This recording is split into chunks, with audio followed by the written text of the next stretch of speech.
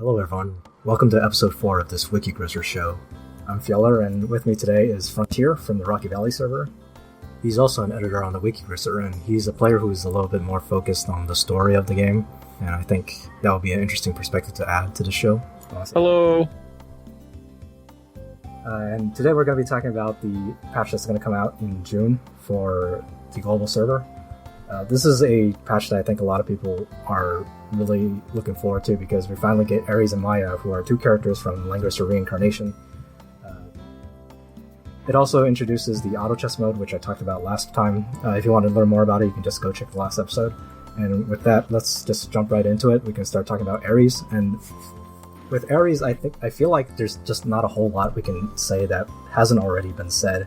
He is just a very powerful PvP character. He's a new faction buffer that, for PvE content, you want faction buffers for all kinds of reasons. So, you want to say anything about that?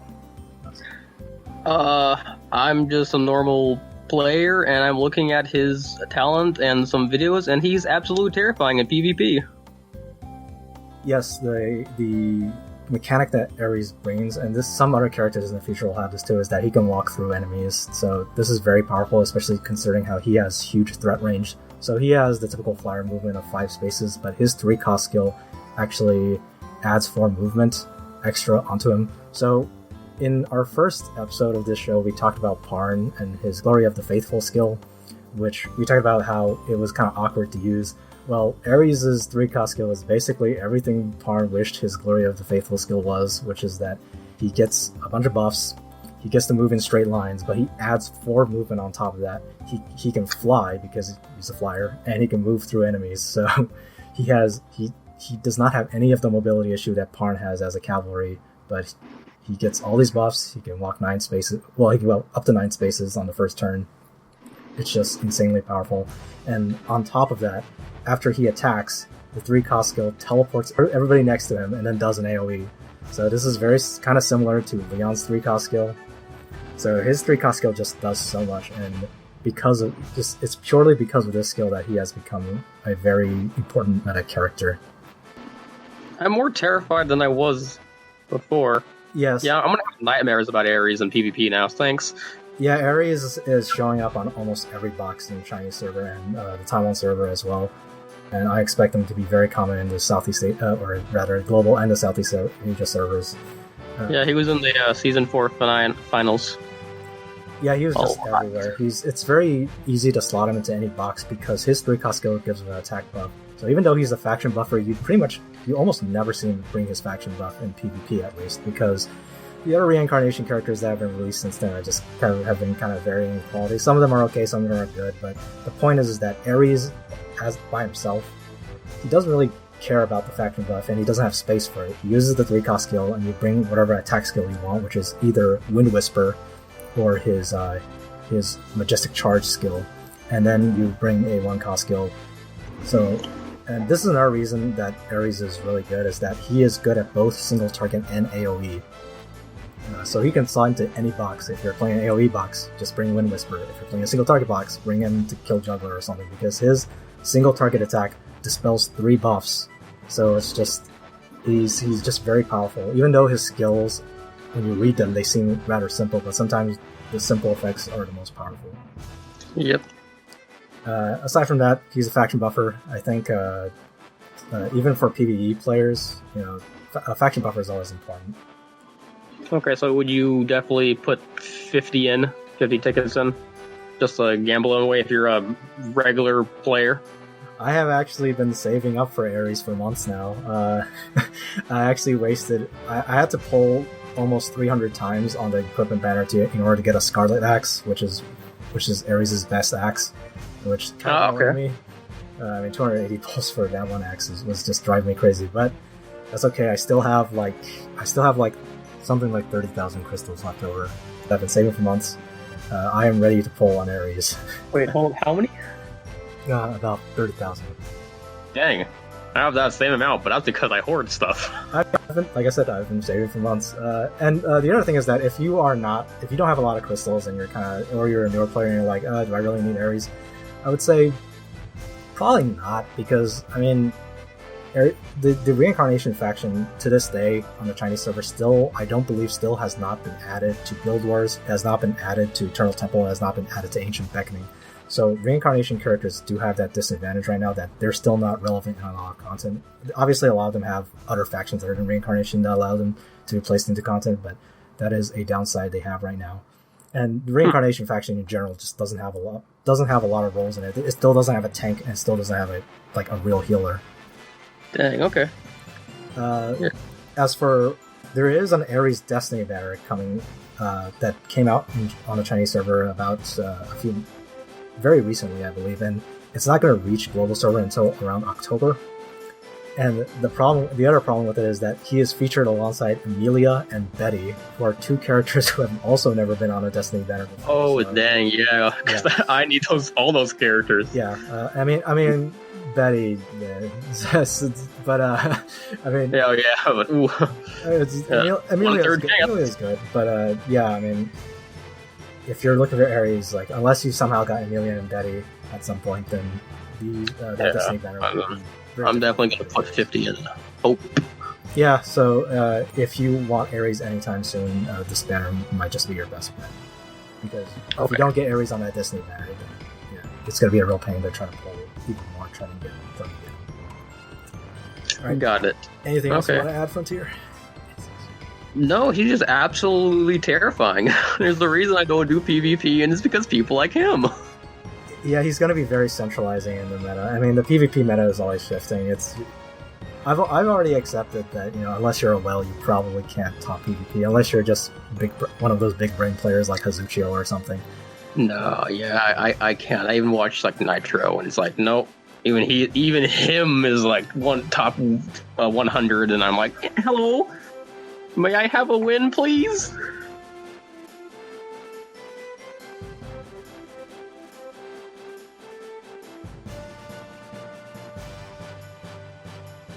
Alright, so without further ado, let's talk about the other character, who is probably a little less hyped, but except for her assets, let's say.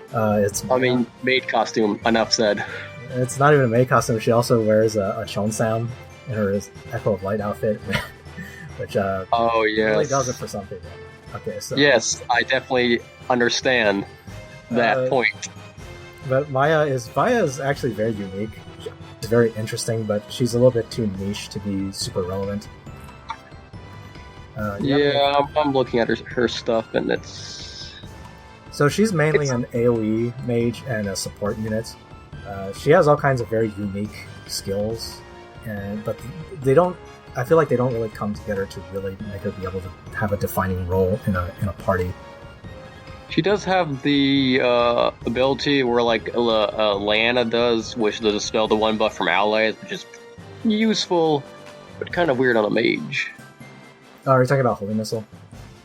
Yeah, no, at her talent. In turn, one dispels one buff. One debuff for allies. It does say allies, so I haven't seen her in action, but it would seem like whatever Lyanna does. It's closer to Chris's talent, where you walk next to someone and it just yes, Chris. I use the Chris. Yeah, I mean, if you look at her, ignoring her more unique skills for the moment, you can see that she has pretty kind of okay skills. She has Holy Missile, Decay, Ice Dragon Breath. These are just like, I would have preferred something like Acid Burns or something, but I guess they do kind of hold back on which characters get Acid Burns, because heal block is always very annoying. Yeah. But otherwise, she has intelligence in her talent, so she can probably do okay AoEs. But aside from that, her main claim to fame is probably her 3-cost skills. Super cleanup. Yeah, super cleanup, and it has a very funny animation. She takes her broom out and then starts sweeping everywhere. Nice. It's so what it does is that essentially it takes, if a demon enemy is in range, it will remove every single buff on them and then replace all of them with a debuff. Ouch. So Bozo was like, no, please. Well, maybe because nobody really runs Demon Bozo that much in PvP. You will see a Demon Bozo once in a while, but if someone is running a Demon Bozo, they will usually know, okay, I gotta ban Shelfenil, I gotta ban Lambda, and now they have to ban Maya as well. Otherwise, if it's a non-demon enemy, it just removes one buff and replaces it with a debuff. And then it also removes debuffs on your allies, and it does the same. It also does on holy characters. It removes all their debuffs, and it replaces them with buffs. So alongside her other one-cost passive, which is the Maid passive. So basically what this does is that it allows her to... It gives her melee troops +1 range, so any melee troop she brings can attack with her. Which seems kind of cool until you notice that her troop bonuses are very defensive, so it's nice, but it's not that important. The other thing it does is that if you are bringing Maid-type soldiers, which is pretty much just mass maids, she will be immune to fixed damage. It's very that's clear. pretty good. Yeah, when you look at all of this, it's very clear she was designed to be sort of a sort of counter to Listel. I mean, Listel is always a demon. She can't have any class other than demon, so no matter what, 3-cost skill will remove all the debuffs or all the buffs on Listel. Blood Dance will do nothing to her. She doesn't work. She's not concerned about heal reversal herself because she is not a healer. She doesn't heal at all, if you'll notice.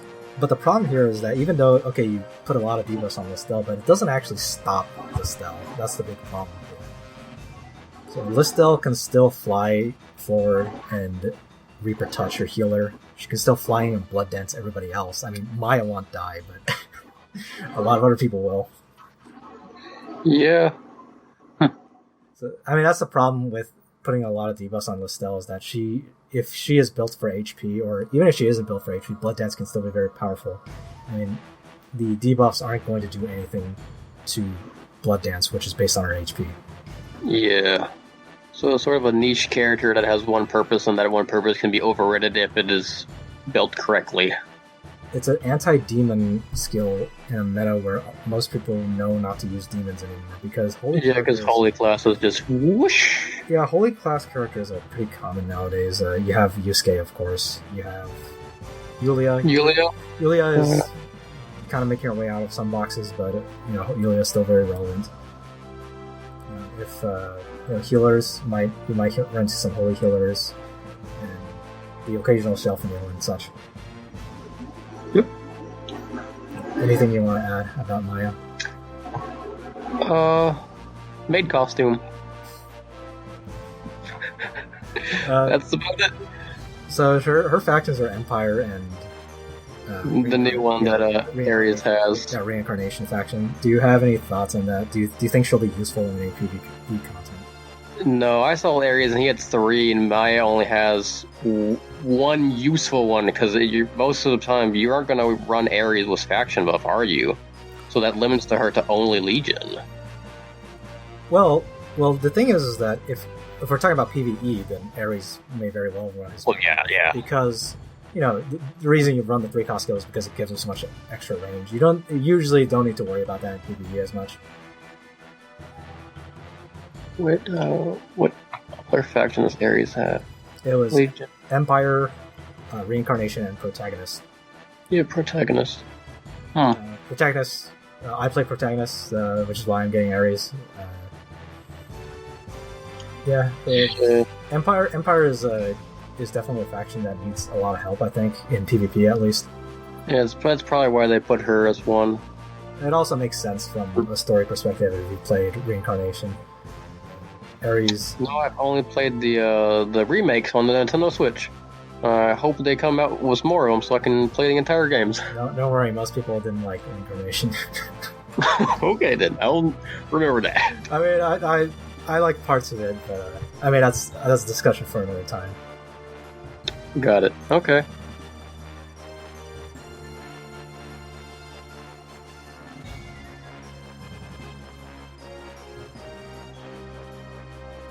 Alright, so next we can start talking about the 3-cost skills. Oh boy, my favorite part! Oh yeah.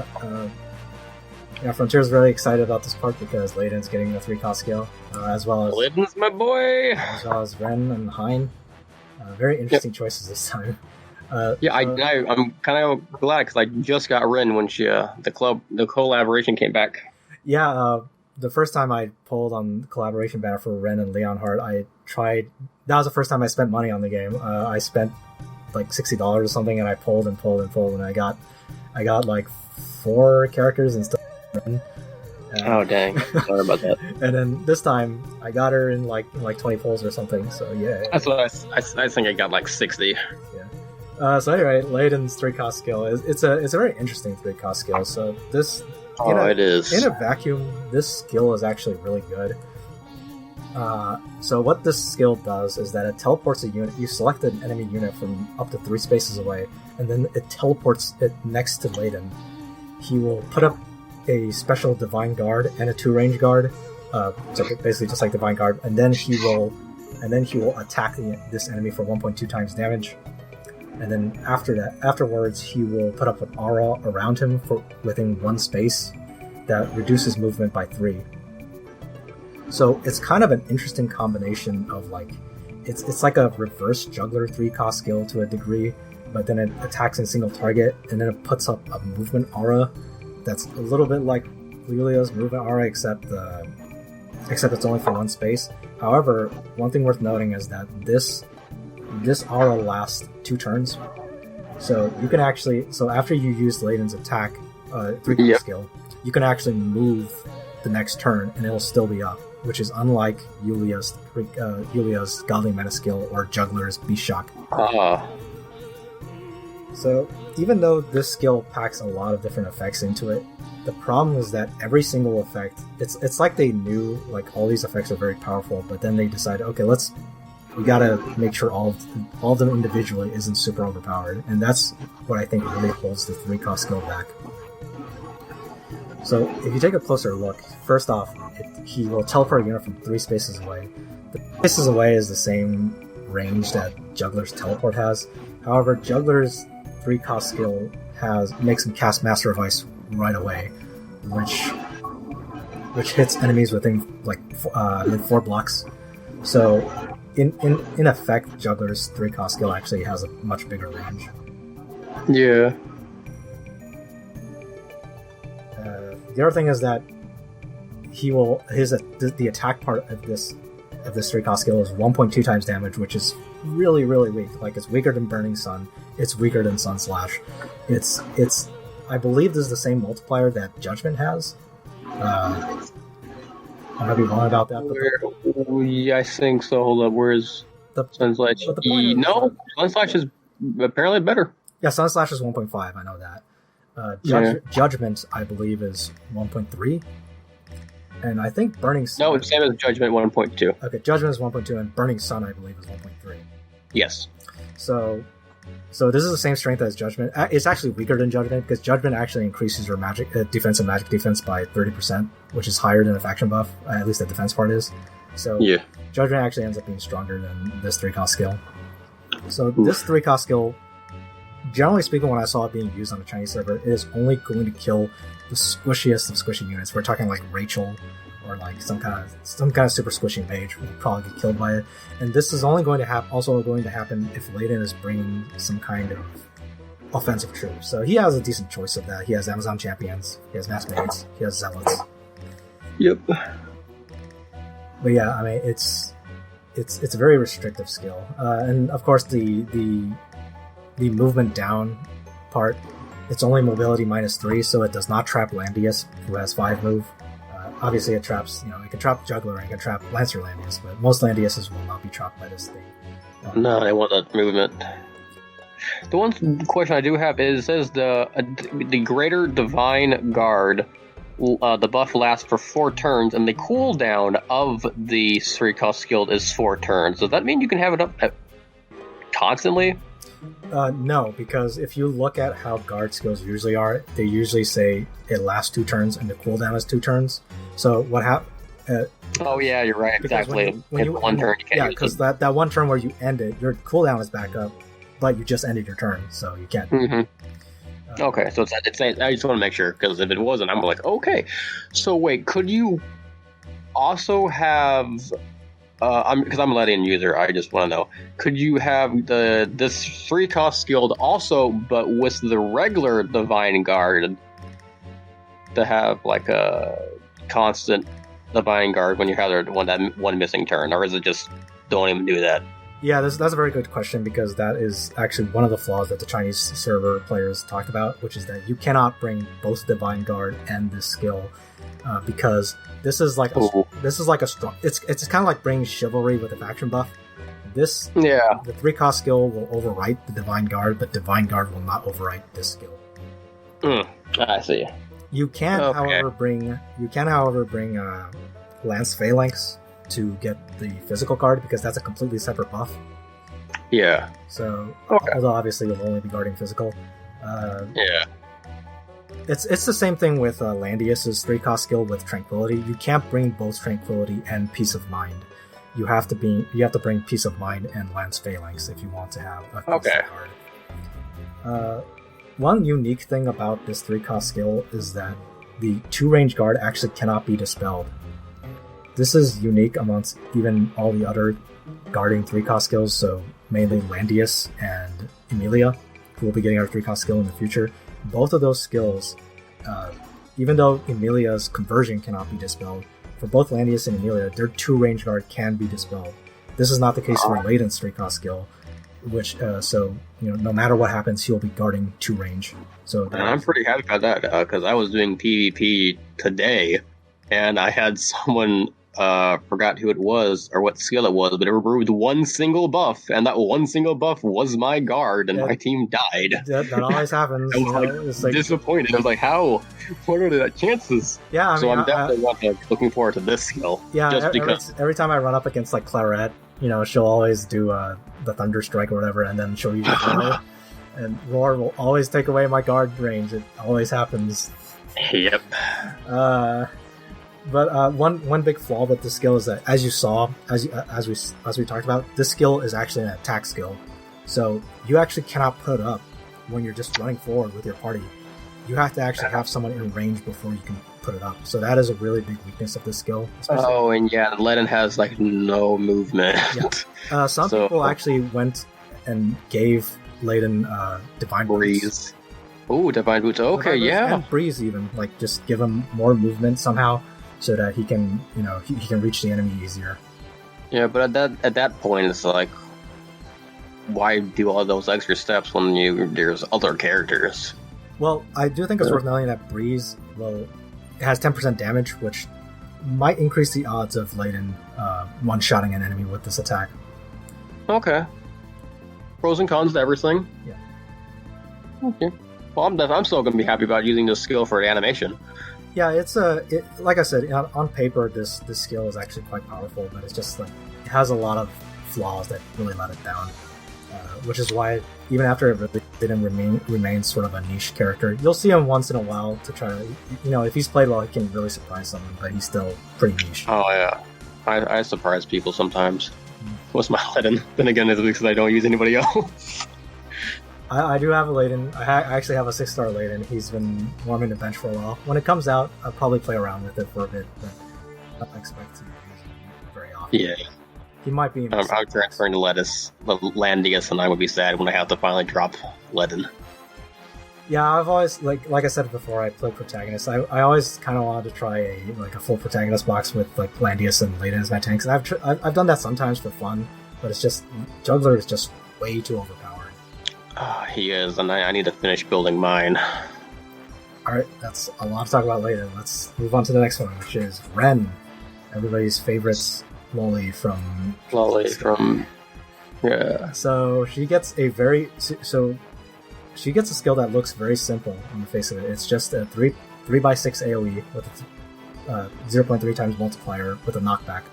So, and then it lowers the higher stat of defense or magic defense on the enemies. So this seems like it's like, oh, what is this? It's like Thunder Dragon Breath basically, but yeah, this is pretty much exactly what we needed, because Ren always had a problem with her AoE build because she had one really good AoE, which was her side throw, and her other choice was Decay, which is just like Decay is a little bit too short range, but this one. Huge range, knockback, cooldown of 5, you can clock it. It's pretty much exactly what Ren needed, even though it's very simple. Also, it's called Patter Matter, so it is a huge fan service to all the people who played Trails games. Yeah. I'm starting to get into those things, so I will love to figure out what the reference means. It's a huge robot. This is a Japanese game we're talking about, okay? It's gonna have giant robots. Oh, nice. Well, I'm glad I picked her up, and I'm gonna hopefully get the skill once I get her to 4 stars, because I don't like doing the 3-cost skill fight thing is. So anyway, Ren, yeah, Ren is going to become a little bit more relevant in the meta because we're shifting over more to an AoE meta now, for various reasons. Because Ares is going to be quite good for AoE. We're going to get some new AoE characters like Licorice and Reem. I will be so happy when Licorice comes out.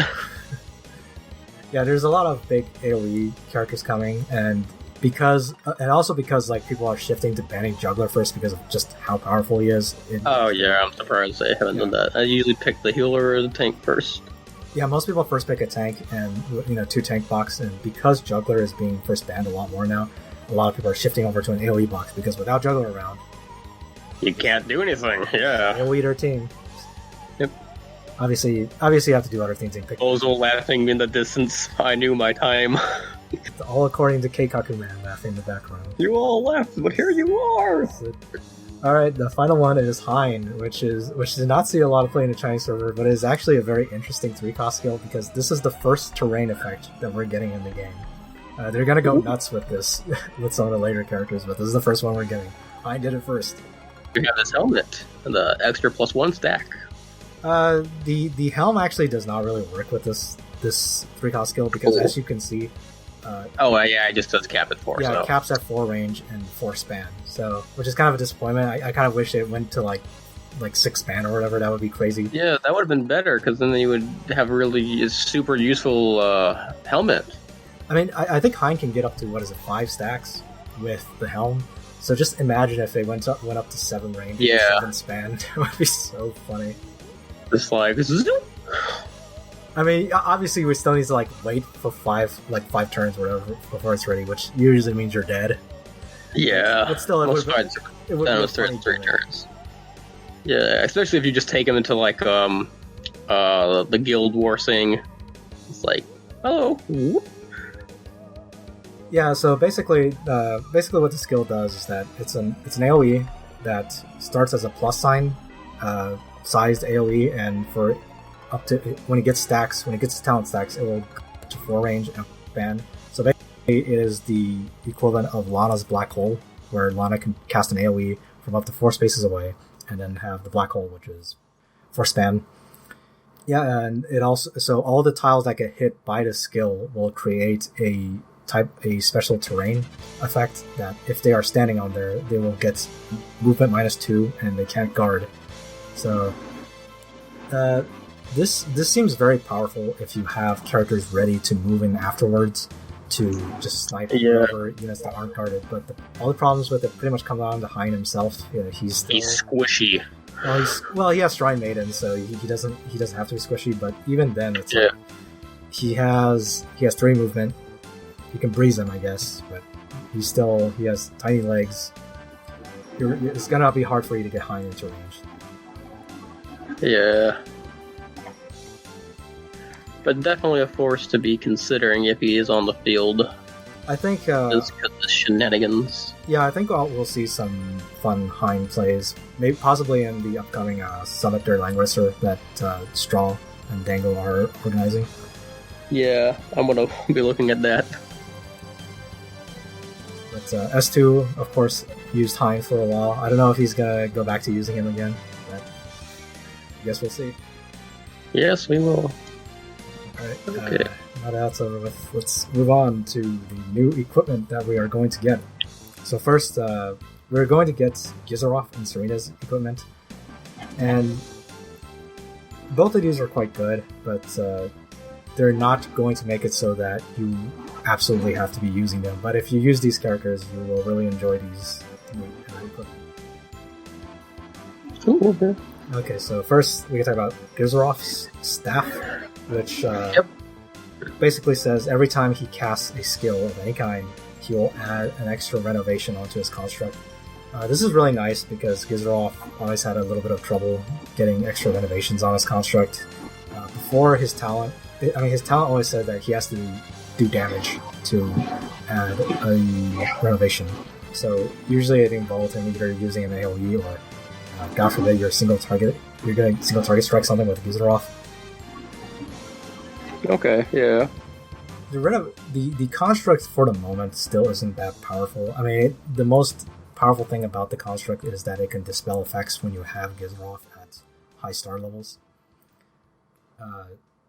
I think what this will be good for is when he gets his 3-cost skill, because the 3-cost construct will be inheriting the renovations from the construct that you blew up. You have any experience using Gizaroff, Frontier? Just a little bit, just for the faction buff for Yusuke and stuff. And I'm currently raising his star level. Was the 18 shards we're getting now. Oh yes. So if I have the leftover stuff from the challenges, I'm definitely going to try to pick that thing up.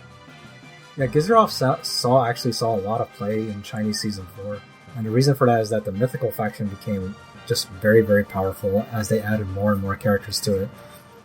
You have Yusuke, of course. Yep. I mean, mythical faction already has good characters. You have Juggler, you got Yusuke. You have, to a lesser extent, Rainforce, Lambda. You have Akaya for all those memers. And Mythical is also going to be getting Reen, Arian Rod. Oh, Reen as in the sword guy? Yes, the main character from Trails of Cold Steel. Yep. Oh, yeah. I forgot they're going to get called up. Yeah, I saw him in some of the season 4 finales. Yeah, we'll talk about Reen a little bit when he's nearing release. But to put it simply, Reen is basically Bozal with a sword. Okay. He does a lot of That's debuffs. cool. He's very annoying. Anyway, Well, when we get there, we'll get there. yeah, Mythical also has Yulia and Zerda. They have Shilinka, who will be coming, I believe, next month. Yeah, Mythical is just a very powerful faction. So, which is why, and Gizaroff is pretty much there just to faction buff people. He himself doesn't really do all that much. Even after he gets his 3-cost skill, he goes okay. He can do his construct, and his ultimate construct can be very annoying. And of course, you can sacrifice them to feed to Yusuke, or feed to Reen, or even feed to Akaya. Oh, sorry, it's not Akaya, it's Akka. Her name is Akka in the global version. Yep. When Gizaroff gets his 3-cost skill, he will not have space for an AoE anymore. He's probably going to bring faction buff, his summon, and then his 3-cost skill. So, which is why this staff is so useful, because at that point, what you'll see a lot of people did on the Chinese server was that they actually summoned the construct first before faction buffing, even though that actually makes the construct have less stats. But it allows the construct to get an extra renovation, which is just really nice. You really want to roll for that dispel effect that the construct has. Yep. Okay. Well,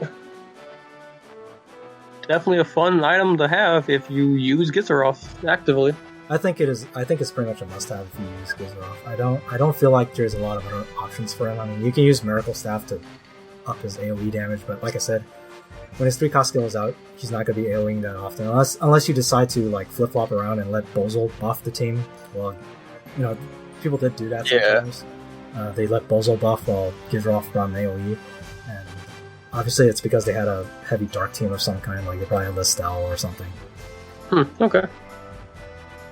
Right, so the second equipment is for Serena, who is not seen very often in PvP at all. In fact, I don't think I've ever fought a single PvP other than with a Guilty, who doesn't use Serena anymore.